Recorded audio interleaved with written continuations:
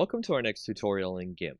Now, in our previous tutorials of GIMP, you may have asked yourself, how do I install those scripts, plugins, and brushes that I see on the internet for GIMP? For example, we actually had a filter earlier that we used called the Advanced Tone Mapping, and we actually had to install that into our GIMP plugins folder, and the wavelet denoise we also had to install. So how do you do that?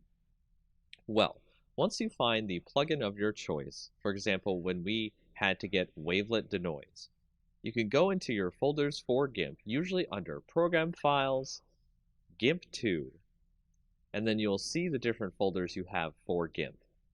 If you go into the lib folder, then go into GIMP, then go to 2.0 or whatever the version is, you will find the plugins folder.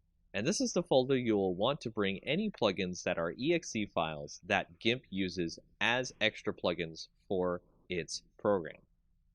As you can see here, the wavelet denoise program is where we put that plugin.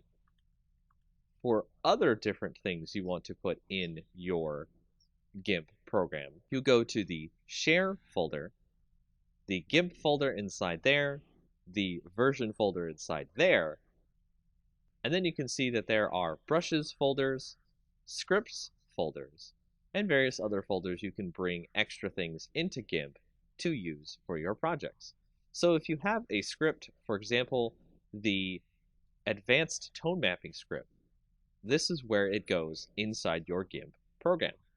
And once you put those files into the correct folders you need to put them in, all you have to do is restart your GIMP, and you are ready to use your scripts, plugins, and brushes.